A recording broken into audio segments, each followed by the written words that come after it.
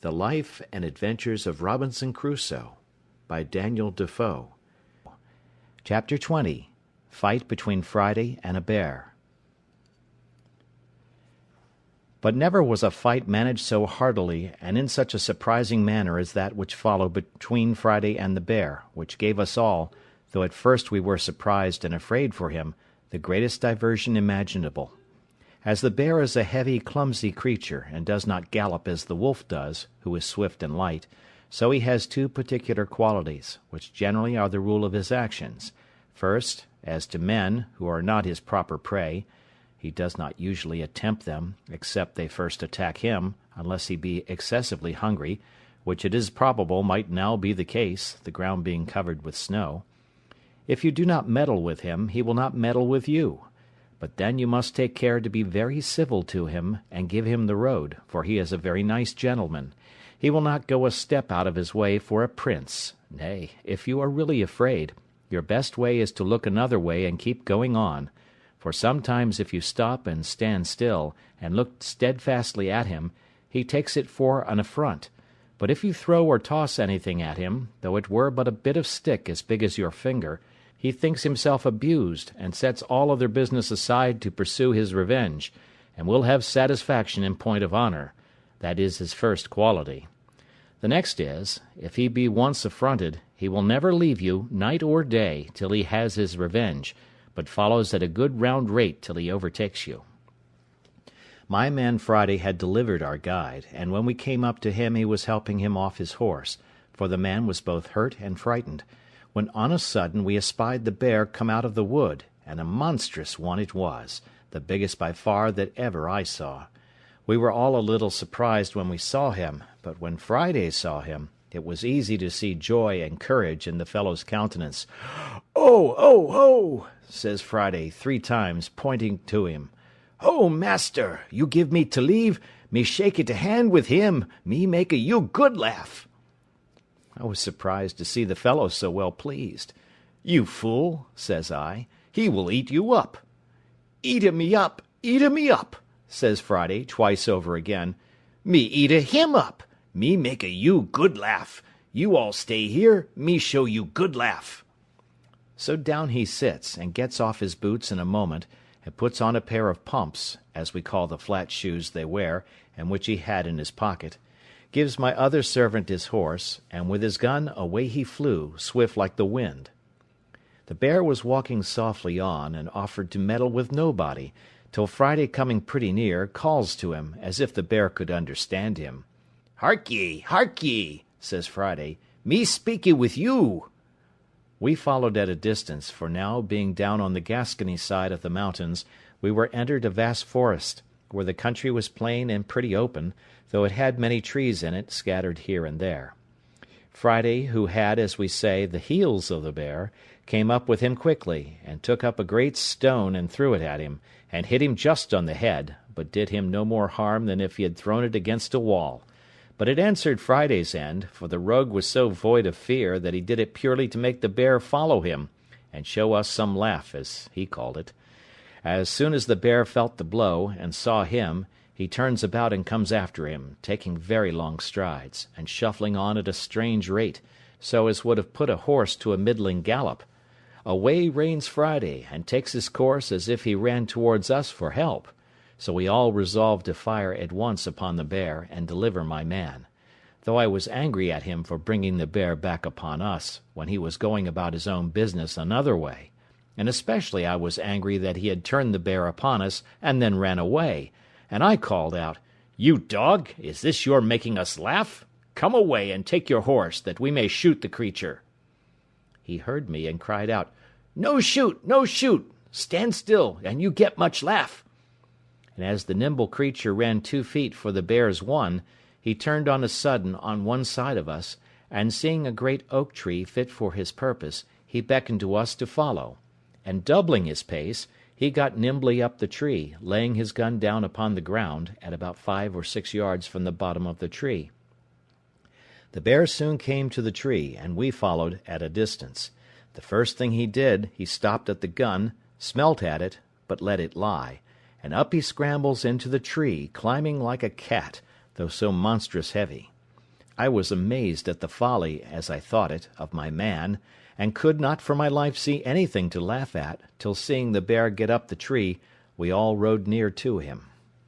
When we came to the tree, there was Friday got out to the small end of a large branch, and the bear got about halfway to him. As soon as the bear got out to that part where the limb of the tree was weaker, "Ha!" says he to us, "now you see me teach you the bear dance." So he began jumping and shaking the bough, at which the bear began to totter, but stood still, and began to look behind him to see how he should get back. Then, indeed, we did laugh heartily. But Friday had not done with him by a great deal, when, seeing him stand still, he called out to him again, as if he had supposed the bear could speak English.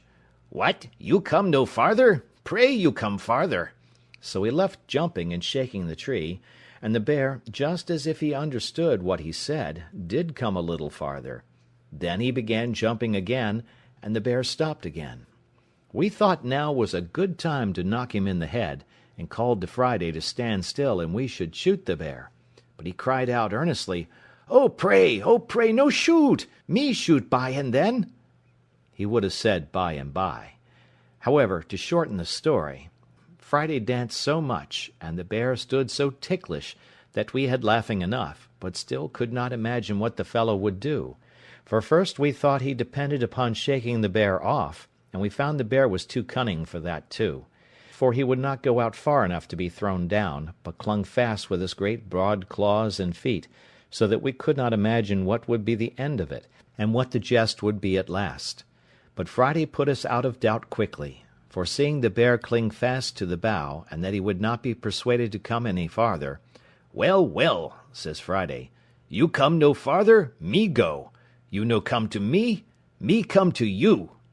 And upon this he went out to the smaller end, where it would bend with his weight, and gently let himself down by it, sliding down the bough till he came near enough to jump down on his feet, and away he ran to his gun, took it up, and stood still. "Well," said I to him, "Friday, what will you do now? Why don't you shoot him?" "No shoot," says Friday. "No yet.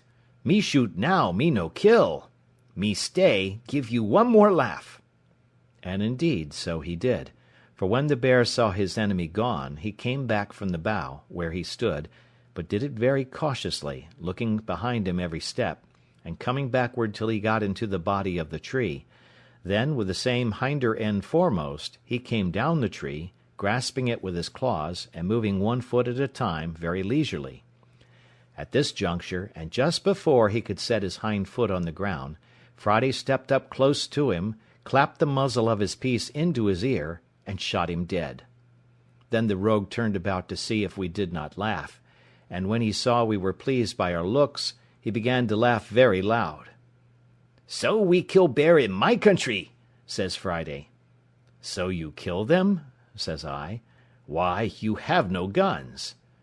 "No," says he, "no gun, but shoot great much long arrow." This was a good diversion to us, but we were still in a wild place, and our guide very much hurt, and what to do we hardly knew.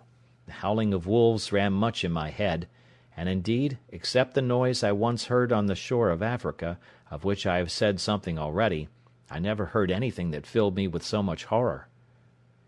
These things, and the approach of night, called us off, or else, as Friday would have had us, we should certainly have taken the skin of this monstrous creature off, which was worth saving, but we had near 3 leagues to go, and our guide hastened us, so we left him, and went forward on our journey.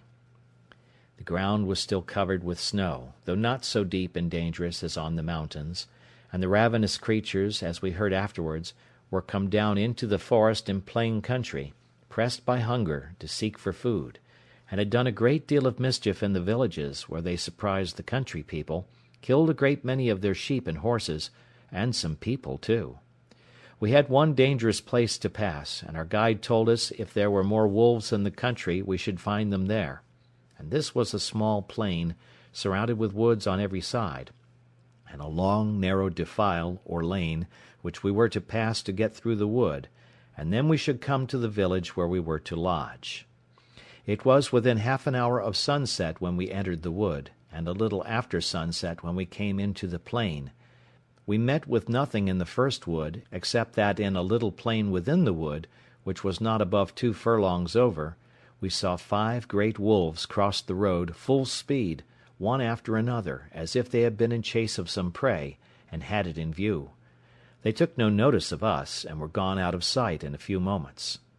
Upon this our guide, who, by the way, was but a faint-hearted fellow, bid us keep in a ready posture, for he believed there were more wolves a-coming. We kept our arms ready, and our eyes about us, but we saw no more wolves till we came through that wood, which was near half a league, and entered the plain. As soon as we came into the plain we had occasion enough to look about us.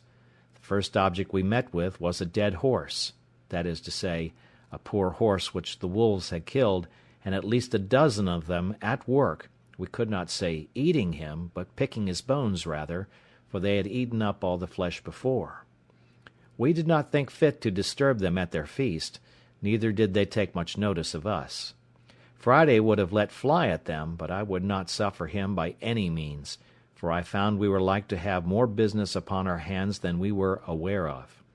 We had not gone half over the plain when we began to hear the wolves howl in the wood on our left in a frightful manner, and presently after we saw about 100 coming on directly towards us, all in a body, and most of them in a line, as regularly as an army drawn up by experienced officers.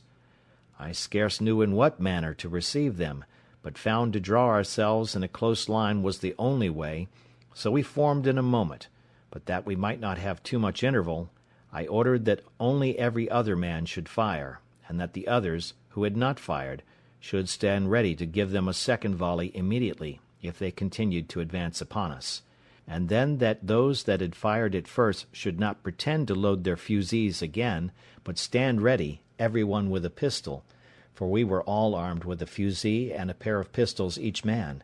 So we were, by this method, able to fire 6 volleys, half of us at a time. However, at present we had no necessity, for upon firing the first volley, the enemy made a full stop, being terrified as well with the noise as with the fire. 4 of them being shot in the head, dropped, several others were wounded, and went bleeding off, as we could see by the snow. I found they stopped, but did not immediately retreat. Whereupon, remembering that I had been told that the fiercest creatures were terrified at the voice of a man, I caused all the company to halloo as loud as they could, and I found the notion not altogether mistaken, for upon our shout they began to retire and turn about. I then ordered a second volley to be fired in their rear, which put them to the gallop, and away they went to the woods. This gave us leisure to charge our pieces again, and that we might lose no time, we kept going, but we had but little more than loaded our fusees, and put ourselves in readiness, when we heard a terrible noise in the same wood on our left, only that it was farther onward, the same way we were to go. The night was coming on, and the light began to be dusky, which made it worse on our side, but the noise increasing, we could easily perceive that it was the howling and yelling of those hellish creatures, and on a sudden we perceived 3 troops of wolves, one on our left, one behind us, and one in our front, so that we seemed to be surrounded with them. However, as they did not fall upon us, we kept our way forward, as fast as we could make our horses go, which, the way being very rough, was only a good hard trot. In this manner we came in view of the entrance of a wood, through which we were to pass, at the farther side of the plain. But we were greatly surprised, when coming nearer the lane or pass, we saw a confused number of wolves standing just at the entrance. On a sudden, at another opening of the wood, we heard the noise of a gun, and looking that way, out rushed a horse, with a saddle and a bridle on him, flying like the wind, and 16 or 17 wolves after him, full speed. The horse had the advantage of them, but as we supposed that he could not hold it at that rate, we doubted not but they would get up with him at last, no question but they did.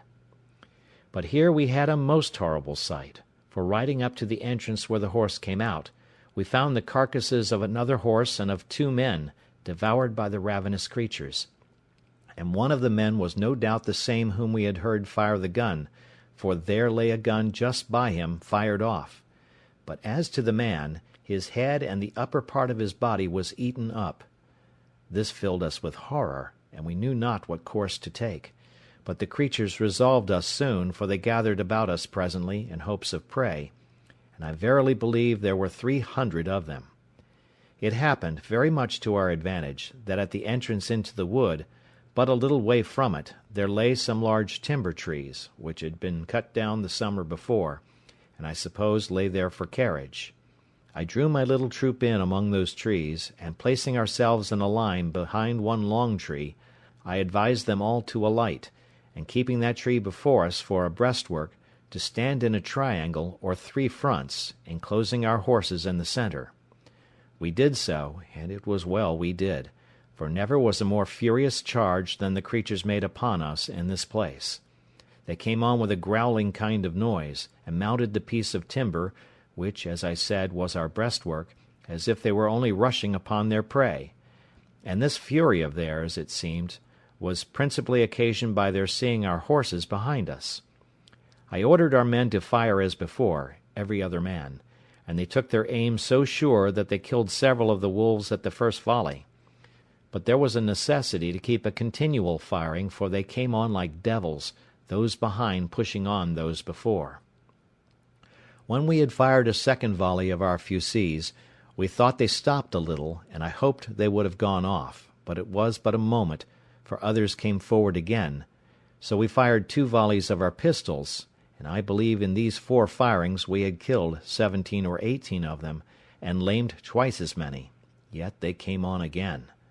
I was loath to spend our shot too hastily, so I called my servant, not my man Friday, for he was better employed, for with the greatest dexterity imaginable he had charged my fusee and his own while we were engaged. But, as I said, I called my other man, and giving him a horn of powder, I had him lay a train all along the piece of timber, and let it be a large train. He did so, and had but just time to get away, when the wolves came up to it, and some got upon it, when I, snapping an uncharged pistol close to the powder, set it on fire. Those that were upon the timber were scorched with it, and 6 or 7 of them fell, or rather jumped in among us with the force and fright of the fire.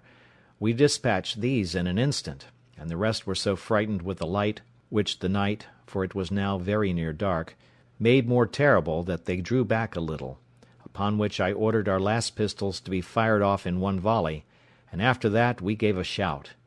Upon this the wolves turned tail, and we sallied immediately upon near 20 lame ones that we found struggling on the ground, and fell to cutting them with our swords, which answered our expectation, for the crying and howling they made was better understood by their fellows, so that they all fled and left us.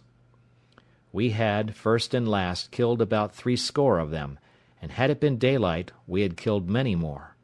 The field of battle being thus cleared, we made forward again, for we still had near a league to go. We heard the ravenous creatures howl and yell in the woods as we went several times, and sometimes we fancied we saw some of them, but the snow dazzling our eyes, we were not certain. In about an hour more we came to the town where we were to lodge, which we found in a terrible fright and all in arms, for, it seems, the night before the wolves and some bears had broken into the village, and put them in such terror that they were obliged to keep guard night and day, but especially in the night, to preserve their cattle, and indeed their people. The next morning our guide was so ill, and his limbs swelled so much with the rankling of his 2 wounds, that he could go no farther. So we were obliged to take a new guide here, and go to Toulouse, where we found a warm climate, a fruitful, pleasant country, and no snow, no wolves, nor anything like them. But when we told our story at Toulouse, they told us it was nothing but what was ordinary in the great forest at the foot of the mountains, especially when the snow lay on the ground. But they inquired much what kind of guide we had got who would venture to bring us that way in such a severe season, and told us it was surprising we were not all devoured. When we told them how we placed ourselves and the horses in the middle, they blamed us exceedingly, and told us it was 50 to 1 but we had been all destroyed, for it was the sight of the horses which made the wolves so furious, seeing their prey, and that at other times they were really afraid of a gun, but being excessively hungry, and raging on that account, the eagerness to come at the horses had made them senseless of danger, and that if we had not by the continual fire, and at last by the stratagem of the train of powder, mastered them, it had been great odds but that we had been torn to pieces. Whereas, had we been content to have sat still on horseback, and fired as horsemen, they would not have taken the horses so much for their own, when men were on their backs, as otherwise.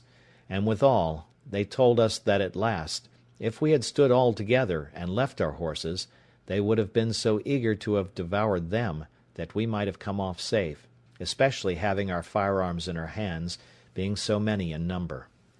For my part, I was never so sensible of danger in my life, for, seeing above 300 devils come roaring and open-mouthed to devour us, and having nothing to shelter us or retreat to, I gave myself over for lost, and, as it was, I believe I shall never care to cross those mountains again. I think I would much rather go 1,000 leagues by sea, though I was sure to meet with a storm once a week. I have nothing uncommon to take notice of in my passage through France, nothing but what other travellers have given an account of with much more advantage than I can. I travelled from Toulouse to Paris, and without any considerable stay came to Calais, and landed safe at Dover the 14th of January, after having had a severe cold season to travel in.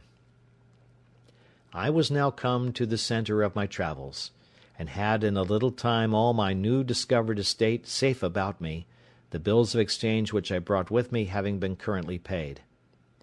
My principal guide and privy counsellor was my good ancient widow, who, in gratitude for the money I had sent her, thought no pains too much nor care too great to employ for me, and I trusted her so entirely that I was perfectly easy as to the security of my effects, and indeed I was very happy from the beginning, and now to the end, in the unspotted integrity of this good gentlewoman. And now, having resolved to dispose of my plantation in the Brazils, I wrote to my old friend at Lisbon, who, having offered it to the 2 merchants, the survivors of my trustees, who lived in the Brazils, they accepted the offer, and remitted 33,000 pieces of 8 to a correspondent of theirs at Lisbon to pay for it. In return, I signed the instrument of sale in the form which they sent from Lisbon, and sent it to my old man, who sent me the bills of exchange for 32,800 pieces of 8 for the estate, reserving the payment of 100 moidores a year to him, the old man, during his life, and 50 moidores afterwards to his son for his life, which I had promised them, and which the plantation was to make good as a rent charge. And thus I have given the first part of a life of fortune and adventure, a life of Providence's checker work, and of a variety which the world will seldom be able to show the like of, beginning foolishly, but closing much more happily than any part of it ever gave me leave so much as to hope for. Any one would think that in this state of complicated good fortune I was past running any more hazards, and so indeed I had been, if other circumstances had concurred. But I was inured to a wandering life, had no family, nor many relations, nor, however rich, had I contracted fresh acquaintance, and though I had sold my estate in the Brazils, yet I could not keep that country out of my head, and had a great mind to be upon the wing again, especially I could not resist the strong inclination I had to see my island, and to know if the poor Spaniards were in being there. My true friend, the widow, earnestly dissuaded me from it, and so far prevailed with me, that for almost 7 years she prevented my running abroad, during which time I took my 2 nephews, the children of one of my brothers, into my care. The eldest, having something of his own, I bred up as a gentleman, and gave him a settlement of some addition to his estate after my decease. The other I placed with the captain of a ship, and after 5 years, finding him a sensible, bold, enterprising young fellow, I put him into a good ship, and sent him to sea, and this young fellow afterwards drew me in, as old as I was, to further adventures myself. In the meantime I in part settled myself here, for first of all I married, and that not either to my disadvantage or dissatisfaction, and had 3 children, 2 sons and 1 daughter, but my wife dying, and my nephew coming home with good success from a voyage to Spain, my inclination to go abroad and his importunity prevailed, and engaged me to go in his ship as a private trader to the East Indies. This was in the year 1694. In this voyage I visited my new colony in the island, saw my successors the Spaniards, had the old story of their lives and of the villains I left there, how at first they insulted the poor Spaniards, how they afterwards agreed, disagreed, united, separated, and how at last the Spaniards were obliged to use violence with them, how they were subjected to the Spaniards, how honestly the Spaniards used them, a history, if it were entered into, as full of variety and wonderful accidents as my own part, particularly, also, as to their battles with the Caribbeans, who landed several times upon the island, and as to the improvement they made upon the island itself, and how 5 of them made an attempt upon the mainland, and brought away 11 men and 5 women prisoners, by which, at my coming, I found about 20 young children on the island. Here I stayed about 20 days, left them supplies of all necessary things, and particularly of arms, powder, shot, clothes, tools, and 2 workmen, which I had brought from England with me, that is, a carpenter and a smith. Besides this, I shared the lands into parts with them, reserved to myself the property of the whole, but gave them such parts respectively as they agreed on, and having settled all things with them, and engaged them not to leave the place, I left them there. From thence I touched at the Brazils, from whence I sent a bark, which I bought there, with more people to the island, and in it, besides other supplies, I sent 7 women, being such as I found proper for service, or for wives to such as would take them.